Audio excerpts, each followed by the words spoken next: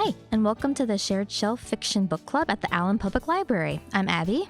And I'm Kristen, and today we'd like to talk about our May title, The Shell Seekers, written by Rosamunde Pilcher. Here's a synopsis.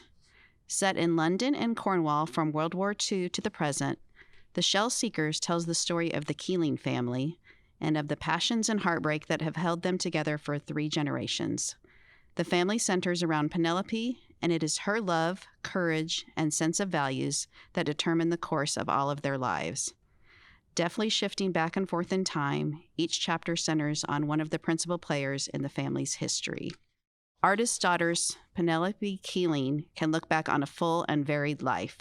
A bohemian childhood in London and Cornwall, an unhappy wartime marriage, and the one man she truly loved. She has brought up 3 children and learned to accept them as they are, yet she is far too energetic and independent to settle sweetly into pensioned-off old age. The unifying thread in this novel is an oil painting entitled The Shell Seekers, done by Penelope's father, Lawrence Stern. It is this painting that symbolizes to Penelope the ties between the generations. But it is the fate of this painting that just may tear the family apart. So this was my first time reading a Rosamunde Pilcher book, and I'm really glad I read this one first. I kind of feel like this one, I might not be able to read the rest of her books. I feel like this one really lived up to too much hype, but even though it was more slow-paced for me, it took me a while to finish, I still really loved it. Lately, I've just been reading more fast-paced contemporary romances so that I can finish in like a week or a day. But this one took me a good couple weeks to get through. I think this was the first time I've read a book that had like a 40-page chapter in a while. So that's like, kind of like reading that many pages at once, just like, oh gosh, okay, it's kind of a slog, but no.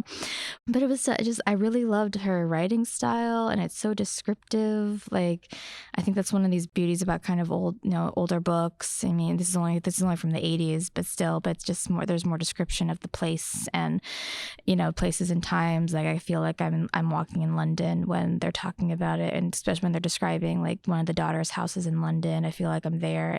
And every time they describe the cottages, like the cottage that Penelope grew up in, her father's art studio, and it just made a wonderful reading experience. And so I didn't, for once, actually didn't mind the slow pace of a novel. It really made it a nice spring or summery read. Like when you have a lot of spare time, and you can actually it also just was a really good book. You could just pick up, put back down maybe for a couple of days, and then pick it up, and you know exactly what's happening. Like there's no. You don't have to really go back to another chapter to figure out where you left off. You already know what's going on, and the characters are so realistic, and they felt like just real people. Like I feel like I know people exactly like they this, were very realistic. And it's like I enjoy books where it's like every chapter is from a different character's perspective. This one was written kind of. Even though like this one is written in, each chapter is a different character, but then sometimes like there's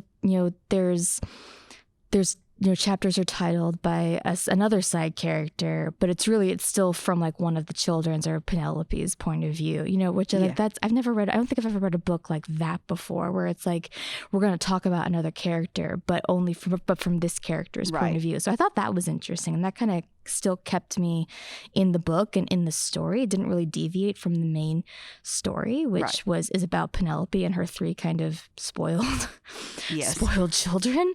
And also it's like when in between chapters, like with her 2 more selfish children, I just wanted to get through those ones faster to get to the ones about Penelope or someone else. I'm like, can I move on from these people? But it was, I loved reading about Penelope and her backstory, her like very bohemian lifestyle, how like she even called her mother by her first name, but just because that's just the way they were, and just her 2 very polar opposite romances that she had in her life, and how got her these 3 children. And then just I loved like even her going around her garden and her cottage, which is called like Podmore Thatch or something. I love the name. Yes, they have the best names in England. I love that they name their houses and their cottage, their cottages, and everything else, it was just, yeah, this was just a really lovely, I'm really glad we picked this one for May, again, for like spring, summer. This was a perfect spring, summer book to read. Well, I have read this multiple times. This is one of my all-time favorites. My mom is a huge fan of Rosamunde Pilcher and persuaded my sister and I to read it when we were in college, gave us a copy and said, you guys have got to read this. And we did, and we both love it. I love how she brings her characters to life, how they feel like people you know. Like Abby said, even your own family members. I mean, I could definitely see some of the family dynamics in many of the families, including my own. And what I mostly like about her works also is how enchanting they are and the setting, like Abby mentioned, Podmore's Thatch, Porthcaris, the little cove in Cornwall, Oakley Street, the house in London. I mean, you could picture every single house, every single person in it. The description is just so different. We talked about that. Books today are a little more plot driven for the most part. In this book, just her descriptive type of writing just doesn't really exist anymore. And it's a shame because it's a treat to read a book like this. It's almost like the setting is also the character. Exactly. That's it's a like perfect way to put it. So yeah, you feel like you're in Cornwall, in Porthcaris, and that little charming coastal village and what it was like for her there. I mean, you can really see that. It was interesting for me to read it again this time because every time I read it, I find something new that I like and that I think about.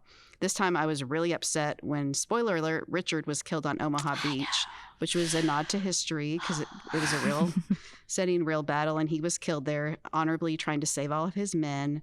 And that just destroyed me, even though I knew it was coming. And that was her one chance at real love, and it went away. And she had to go back to her wayward husband, Ambrose, who didn't care much for the family, only about spending all of their money and gambling and getting more money from his mother. Speaking of family, the family dynamic was very interesting to see how two of her now grown children were so preoccupied with wealth and status and always wanted more no matter how much she gave them. Nancy and Noel just were obsessed with money and status, the best schools, the houses, the cars, the businesses. And it was very interesting to see that Olivia was different. She also grew up with kind of the wayward father and the spoiling grandmother that gave them a little bit more.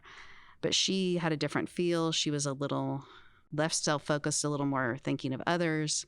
But she also said that in some ways she felt like that Penelope felt like Olivia was Richard's daughter, even though she wasn't, because of the time she spent with him. And she felt like a part of her was with him, except Noel came after her and he was nothing like Richard. And so that's kind of a contradiction that she talks about in the book. It's like, yeah, that's not quite what we thought, but that's okay. But maybe because it was right after and the emotion she was feeling. And then Noel was like a clone of his father, gambling, spending all the money, lots of women, etc. So that was quite interesting. I thought this was a very realistic family dynamic book. I mean, like we said, you've seen things. I've seen grown children bickering over their parents' money, personal items, etc. This is not new. And then them also feeling like they always deserve more money, more love, that they didn't get enough time with mom, or mom favored this one. Or it was interesting because it's such a charming tale, but it's also interesting how she chose to examine those types of relationships in the middle of this charming little coastal story. It wasn't just a light, fluffy thing. There was a lot of depth in that. Exactly. So, there's so much more to the story than just like, it's not like this. It is where it is like a nice leisurely read. It's not, there's actually so much more to this than just, you know, this nice little English coastal little people town. with their little families. And it's like, living in a cottage. No. Yeah, no, wealth, death. I mean, it explored wartime. Yeah, I think she really did an impressive job portraying, like you said, ordinary people, displaying a broad variety of personality traits. It's just, she highlighted people's ordinary lives, but just kind of elevated it into a special, unforgettable story. Exactly. All right, so we're going to a little bit about the author. So Rosamunde Pilcher was a British writer of romance novels, mainstream fiction, and short stories from 1949 until her retirement in 2000. Her novels sold over 60 million copies worldwide. Early in her career, she was also published under the pen name Jane Fraser. In 2001, she received the Korean Literature Prize, Wetbell Readers Prize for Winter Solstice. She died in 2019 in Scotland at the age of 94. Okay, and The Shell Seekers was first published in 1987. It became one of her most famous bestsellers. It was nominated by the British public in 2003 as one of the top 100 novels in the BBC's Big Read. It sold more than 5 million copies worldwide and was adapted for the stage and as a film for television twice, the most popular being one adapted by the Hallmark Hall of Fame in 1989 and starring the legendary Angela Lansbury. It was nominated for 3 Emmy Awards and won the Emmy for Outstanding Achievement in Music Composition. I watched it again recently, and although it does differ from the book plot-wise, I think it captures the sense of what Pilcher was trying to create with Penelope's character. Angela Lansbury was a great choice to portray this charming and unique character. And a new book alert from this author who, although she is deceased, A Place Like Home Short Stories is a set of previously unpublished stories. It will be published this summer, July 27th, 2021. And I got an early digital copy, and the stories are just charming and meaningful, so similar to The Shell Seekers, but so different, and they're just little vignettes, and it was just wonderful. It's exactly what I would have expected from her. Normally, when there's unpublished stories, you kind of are worried that they might just not be good, and there's a reason, but these were magical. These were wonderful. So I'm really excited that her family has decided to publish these. Awesome. Sounds good. Can't wait. One little promo before we go, I'd like to tell you about our next read service, which you can find on our website at allenlibrary.org. To participate, all you need to do is fill out a short form to get 3 to 5 titles from our personalized suggestion service right into your inbox. So check it out on our website today. Okay, let's meet again in July for the 2nd annual Summer Book Buzz. We've got some great titles to share with you, and we're really excited for that one. So instead, we'd like to leave you with a question. What is your favorite spring read? So please leave your choice in the comments down below. Thank you for listening today. Thank you.